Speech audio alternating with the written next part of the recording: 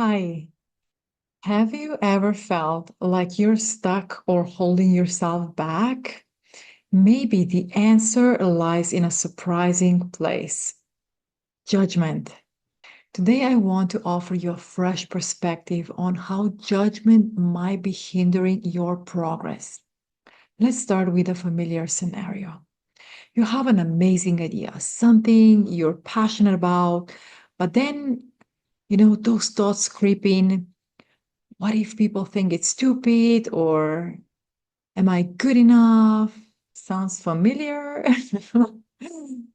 So you might even find yourself comparing yourself to others, thinking they have more money, better network, stronger background, and the list goes on. But we know that this kind of thinking isn't helpful, right? However, there is another type of judgment that's more subtle and perhaps even more damaging. Imagine you have this incredible idea and you're ready to bring it to life. Like how we started in the first scenario. But then you look at someone else's behavior and suddenly you're thinking, that's wrong. I would never do it like that. So you judge them for their approach, and somehow this judgment feels like it's protecting you, reminding you that you're doing things the right way. But here's the problem: when you judge someone else's behavior, you're not just criticizing them, you're actually blocking your own potential. And why? Because judgment creates resistance. It locks you into a fixed mindset where you believe there's only one right way to do things. And this mindset makes it hard to move forward, especially when you think everything needs to be perfect before you can take the next step. So, how does that sound?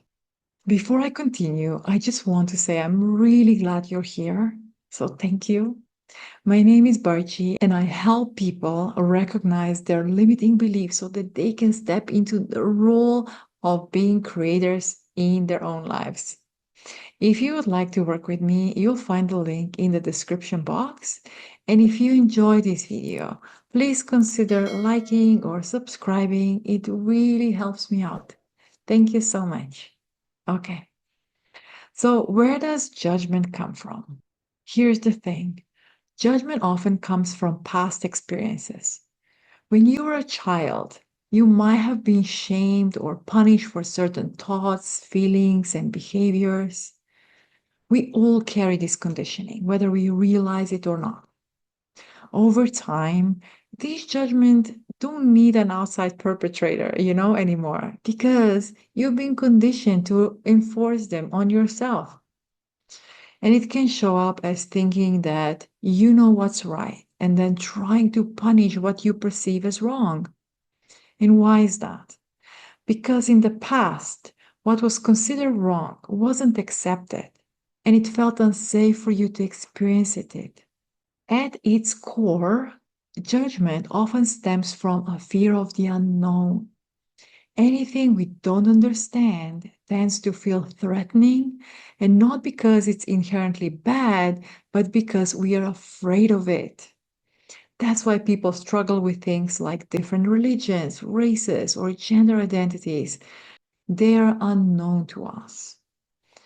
And when something feels unknown, it blocks our ability to show compassion and hampers our self growth or personal growth. And this is also something that I'm still working through.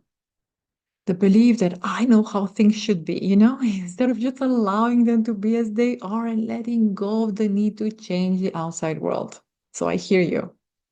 For example, I could catch myself thinking they should be more polite or they shouldn't have said that or whatever it may be. But here's the reality: they are that way. So why am I fighting against what is? And honestly, how do I know what's best for someone else or the world? Who assigned me the authority to know that? Right? I know.